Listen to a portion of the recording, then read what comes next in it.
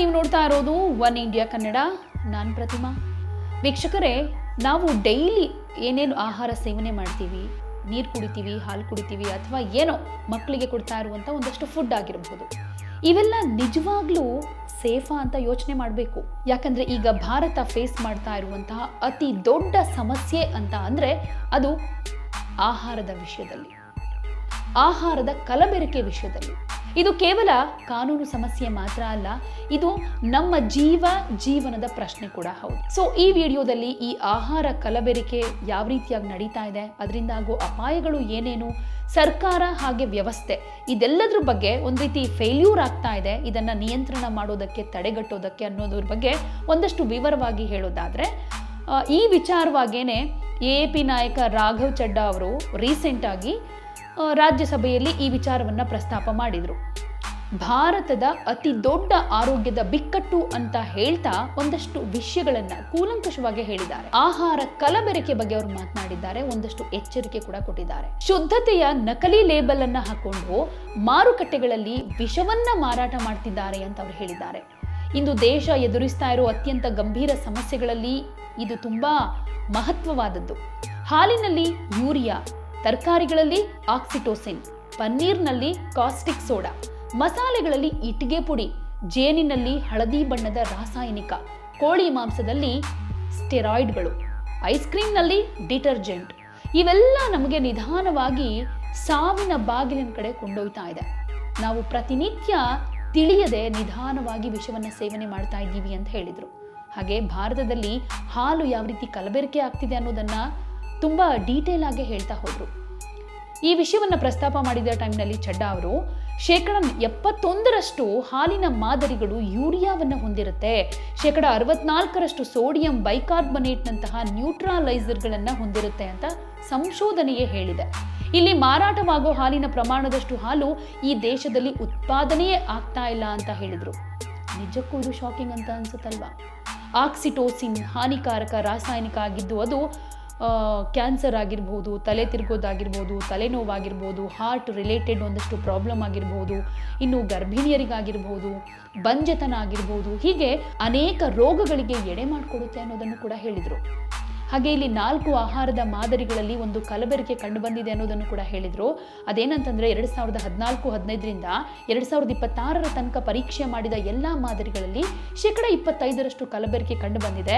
ಅಂದರೆ ಪ್ರತಿ 4ರಲ್ಲಿ ಒಂದು ಕಲಬೆರಕೆಯಾಗಿದ್ದು ಇದರಿಂದ ಅನೇಕ ಜನರು ಅನಾರೋಗ್ಯಕ್ಕೆ ಒಳಗಾಗ್ತಾ ಇದ್ದಾರೆ, ಹಾಸ್ಪಿಟಲ್ಗಳಿಗೆ ಹೋಗ್ತಾ ಇದ್ದಾರೆ, ಹಾಗೆ ಕೆಲವರಂತೂ ತಮ್ಮ ಪ್ರಾಣವನ್ನೇ ಕಳೆದುಕೊಳ್ತಾ ಇದ್ದಾರೆ ಅಂತ ಆತಂಕ ವ್ಯಕ್ತಪಡಿಸಿದರು.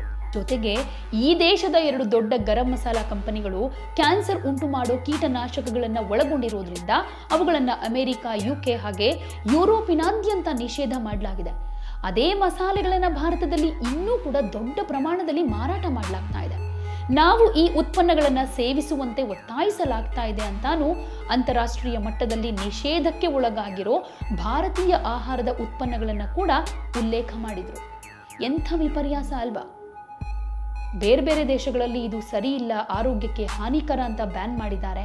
ಆದರೆ ನಮ್ಮ ದೇಶದಲ್ಲಿ ದೊಡ್ಡ ಪ್ರಮಾಣದಲ್ಲಿ ಮಾರಾಟ ನಡೀತಾ ಇದೆ ಅಂತ ಅಂದರೆ ಇದಕ್ಕೆಲ್ಲ ತಡೆ ಹಿಡಿಯೋದು ಯಾವಾಗ? ಸೊ ಇದನ್ನು ಸರಿಪಡಿಸೋ ಕ್ರಮಗಳ ಬಗ್ಗೆ ಕೂಡ ಅವ್ರು ಹೇಳ್ತಾ ಹೋಗ್ತಾರೆ. ಈ ಮಾನವ ಶಕ್ತಿಯನ್ನು ಹೆಚ್ಚಿಸೋದ್ರ ಬಗ್ಗೆ, ಹಾಗೆ ಪ್ರಯೋಗಾಲಯ ಪರೀಕ್ಷಾ ಸೌಲಭ್ಯಗಳನ್ನು ನವೀಕರಿಸೋ ಮೂಲಕ ಭಾರತೀಯ ಆಹಾರ ಸುರಕ್ಷತೆ ಮತ್ತು ಮಾನದಂಡಗಳ ಪ್ರಾಧಿಕಾರ ಅಂದರೆ FSSAI ಸ್ಟ್ರಾಂಗ್ ಆಗಬೇಕು ಅನ್ನೋದನ್ನು ಹೇಳಿದ್ದಾರೆ. ಅಪರಾಧಿಗಳನ್ನು ತಡೆಯೋದಕ್ಕೆ ಒಂದಷ್ಟು ಕಠಿಣ ನಿಯಮಗಳನ್ನು ಜಾರಿಗೆ ತರಬೇಕು, ದಂಡ ಹಾಕಬೇಕು, ಶಿಕ್ಷೆಗಳನ್ನು ಕೊಡುವಂಥ ನಿಟ್ಟಿನಲ್ಲಿ ಒಂದಷ್ಟು ಕೆಲಸ ಆಗಬೇಕು. ಸರ್ಕಾರ ಭಾರತೀಯ ಆಹಾರ ಸುರಕ್ಷತೆ ಮತ್ತು ಗುಣಮಟ್ಟ ಪ್ರಾಧಿಕಾರವನ್ನು ಇಲ್ಲಿ ಬಲಪಡಿಸಬೇಕು. ಸಾಕಷ್ಟು ಪರೀಕ್ಷಾ ಪ್ರಯೋಗಾಲಯಗಳನ್ನು ಅಡ್ವಾನ್ಸ್ಡ್ ಆಗಿ ಯಾವ ರೀತಿ ಮಾಡಬೇಕು ಅದೆಲ್ಲವನ್ನು ಕೂಡ ಮಾಡಬೇಕು ಅನ್ನೋದನ್ನು ಉಲ್ಲೇಖ ಮಾಡಿದ್ದಾರೆ. ಈ ಆಹಾರ ಕಲಬೆರಕೆ ಏನಿದೆ ಅದನ್ನು ಸೇವನೆ ಮಾಡ್ತಾ ಇದ್ದಾರೆ, ಅದೆಲ್ಲವೂ ತಕ್ಷಣಕ್ಕೆ ಗೊತ್ತಾಗುವಂಥ ವಿಚಾರ ಅಲ್ಲ. ಇದು ಎಷ್ಟೋ ವರ್ಷಗಳಾದ್ಮೇಲೆ ಸಿಡಿಯೋ ಟೈಮ್ ಬಾಂಬ್ ಅಂತಾನೆ ಹೇಳ್ಬೋದು. ಸರ್ಕಾರ ಮತ್ತು ವ್ಯವಸ್ಥೆಯಲ್ಲಿ ಫೇಲ್ಯೂರ್ ಆಯ್ತಾ? ಇದೊಂದು ದೊಡ್ಡ ಪ್ರಶ್ನೆಯಾಗಿ ಕಾಡುತ್ತೆ.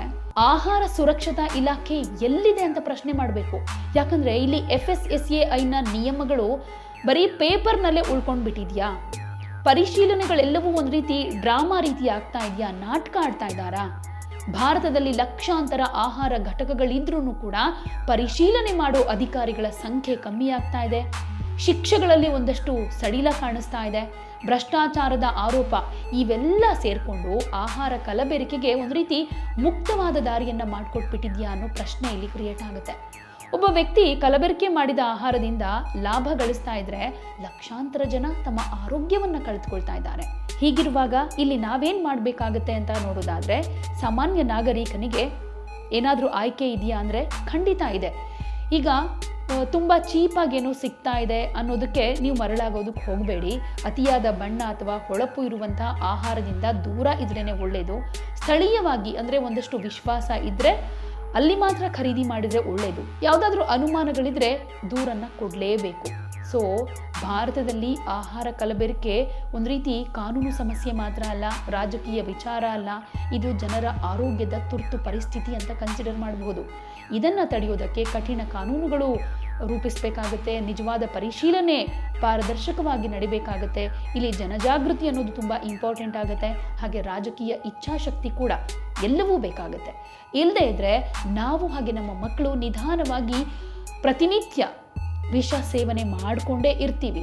ಆಹಾರ ಕಲಬೆರಕೆ ವಿಚಾರವನ್ನ ರಾಘವ್ ಚಡ್ಡಾ ಅವರು ಪ್ರಸ್ತಾಪ ಮಾಡಿದ್ದಾರೆ. ಅವರು ಪ್ರಸ್ತಾಪ ಮಾಡಿದ್ರು ಅನ್ನೋ ಕಾರಣಕ್ಕೆ ಮಾತ್ರ ಅಲ್ಲ, ಇದು ಖಂಡಿತ ಇದೆ, ಎಷ್ಟೋ ಜನಕ್ಕೆ ಗೊತ್ತಿದೆ. ಒಂದಷ್ಟು ಮಂದಿ ಹೇಳ್ಕೊಳ್ತಾರೆ, ಹೇಳ್ಕೊಳ್ಳೋದಿಲ್ಲ, ಮುನ್ನೆಲೆಗೆ ಬಂದ್ರೂ ಕೂಡ ಸಮಸ್ಯೆ ಪರಿಹಾರ ಆಗೋದಿಲ್ಲ.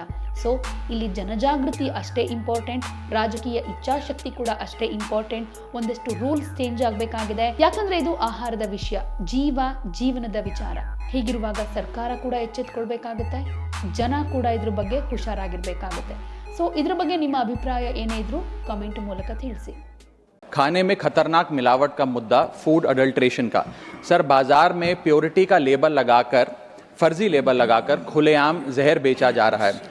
दूध, मसाले, edible oils, package food, beverages सब में unsafe additives, harmful chemical, high saturated fat, sugar और सॉल्ट डालकर मिसलीडिंग न्यूट्रिशनल क्लेम्स के साथ कि ये सेहत के लिए अच्छे हैं, एनर्जी बूस्टिंग है, बेचा जा रहा है। सर हालात ये हैं कि आप दूध खरीदिए तो उसमें यूरिया मिलता है, सब्जियां खरीदें उसमें ऑक्सीटोसिन है, पनीर के अंदर स्टार्च और कॉस्टिक सोडा है, आइसक्रीम में डिटर्जेंट पाउडर मिलता है, फ्रूट जूस में सिंथेटिक फ्लेवर और आर्टिफिशियल कलर, एडिबल ऑयल में मशीन ऑयल, गरम मसालों में ईंट का पाउडर और लकड़ी का चूरा, चाय में सिंथेटिक कलर, चिकन और पोल्ट्री आइटम में एनाबॉलिक स्टेरॉइड्स, शहद में शुगर सिरप और येलो डाई, यहाँ तक कि देसी घी में जो मिठाई बननी चाहिए वो भी वेजिटेबल ऑयल और वनस्पति से बनती है।